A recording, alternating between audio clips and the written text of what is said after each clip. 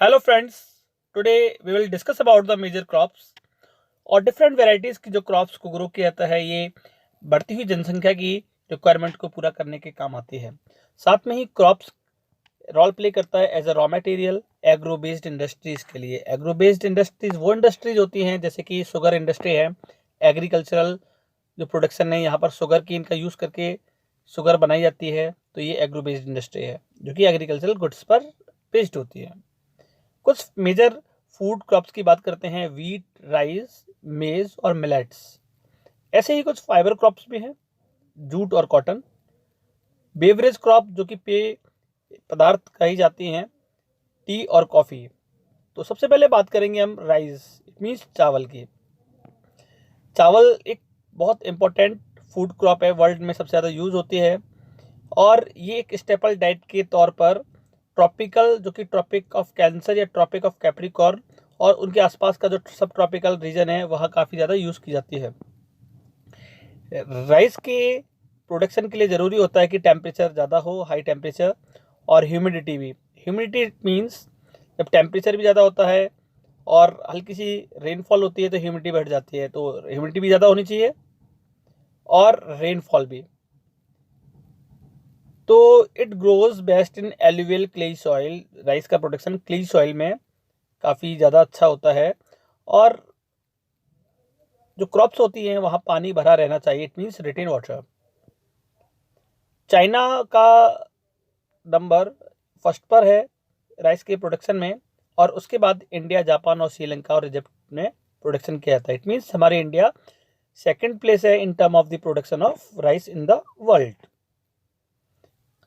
Rice के cultivation के लिए फेवरेबल क्लाइमेटिक कंडीशन हमारी कंट्री में वेस्ट बंगाल और बांग्लादेश में देखने को मिलती हैं, जहाँ पर 2 और 3 टाइप इट मीन्स क्रॉप्स को विद इन अ ईयर, एक साल के अंदर 2 या 3 बार क्रॉप का प्रोडक्शन कर लेते हैं।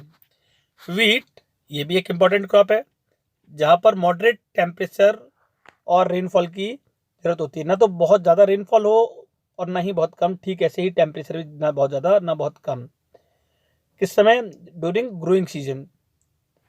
ग्रोइंग सीजन इट मीन्स जब plants of the wheat grow कर रहे होते हैं उस समय ब्राइट सनशाइन की जरूरत होती है। At all the time of the harvest, harvesting के टाइम जो कि मंथ होता है मार्च और अप्रैल का, इस समय वीट की जो प्लांट्स होते हैं उनको काटा जाता है, हार्वेस्ट किया जाता है, उस समय ब्राइट सनशाइन की जरूरत पड़ती है।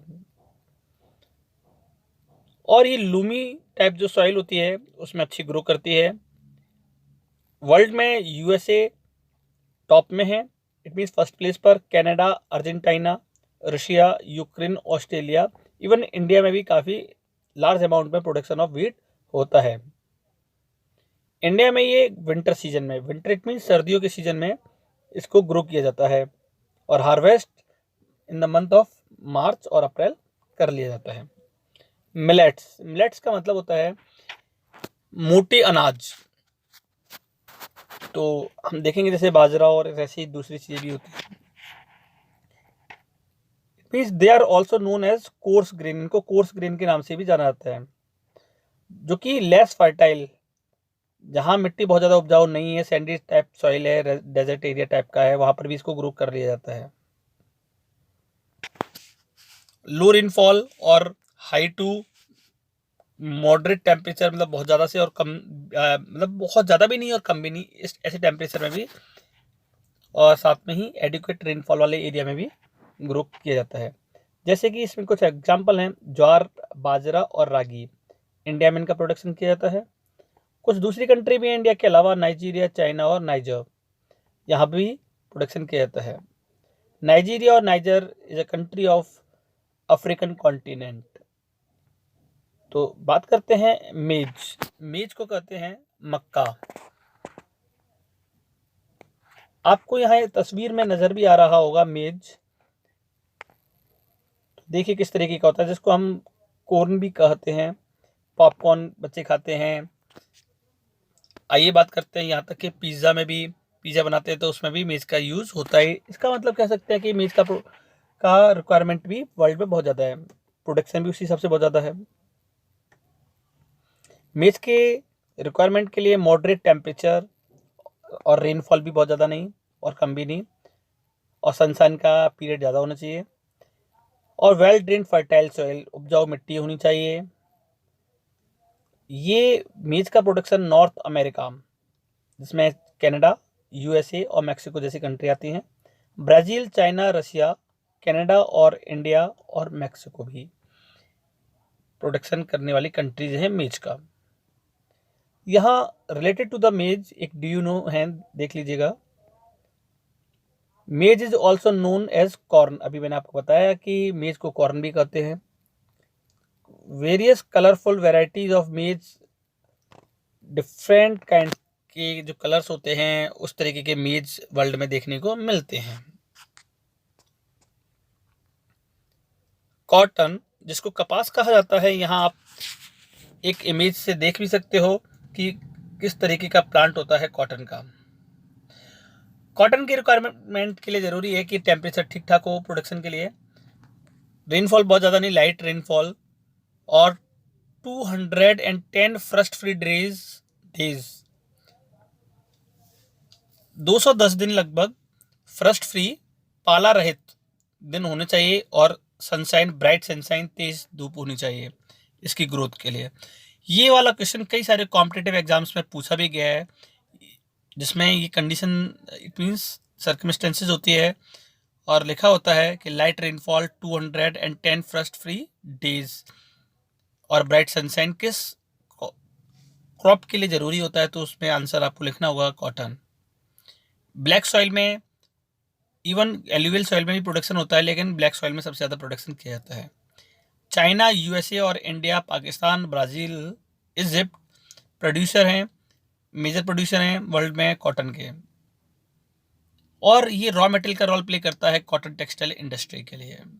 इंडिया में गुजरात, महाराष्ट्र, मध्य प्रदेश और कर्नाटका में रॉ मटेरियल मिल जाता है, इट मीन्स वहाँ पर प्रोडक्शन ज़्यादा होता है कॉटन का। जूट, गोल्डन फाइबर भी कहा जाता है, दूसरा नाम इसका गोल्डन फाइबर भी है, और ये एल्यूवियल सॉइल में बहुत अच्छा ग्रो होता है। हाई टेम्परेचर की ज़रूरत होती है, रेनफॉल भी ज़्यादा ज़रूरत है, ह्यूमिड टाइप क्लाइमेट भी चाहिए, ट्रॉपिकल एरियाज में ग्रो होता है।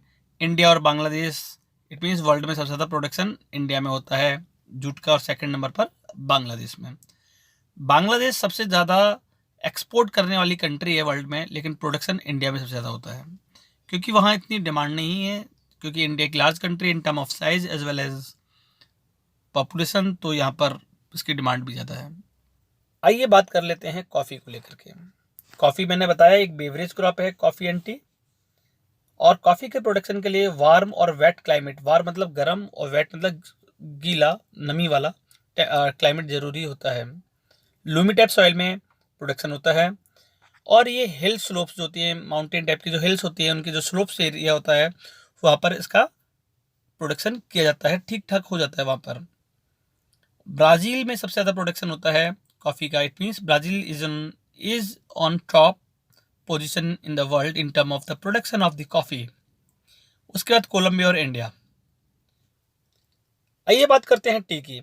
टी भी एक बेवरेज क्रॉप है, सेम लाइक का कॉफ़ी, और ये एक प्लांटेशन क्रॉप भी है, और इसके लिए ज़रूरी है कि क्लाइमेट कूल हो, ठंडा हो, और well distributed high rainfall, rainfall पूरे साल भर ज़्यादा ज़रूरत होती है उनकी, क्योंकि इसकी वजह से जो लीव्स ऑफ द टी होती हैं वो काफ़ी अच्छी ग्रो कर लेती है, क्योंकि उसी से चाय पत्ती जिसको हम पीते हैं, चाय बना करके यूज़ होती है। और इसके लिए it's need well drained loamy soil, loamy soil की काफ़ी ज़्यादा रिक्वायरमेंट है। Lumi type soil, gentle slopes, बहुत ज़्यादा भी नहीं हो और कम भी ना हो, जेंटल स्लोप्स की ज़रूरत होती है हिली एरियाज़ में। लेबर का बहुत ज़्यादा यूज़ होता है, लार्ज नंबर ऑफ लेबर्स इसमें यूज़ होते हैं, क्योंकि उन पत्तियों को प्लांट से निकालने में काफ़ी ज़्यादा ज़रूरत पड़ती है लेबर की। और केन्या, इंडिया, चाइना, श्रीलंका में बेस्ट क्वालिटी की टी वर्ल्ड में प्रोडक्शन की जाती है, ये मेजर कंट्रीज़ हैं।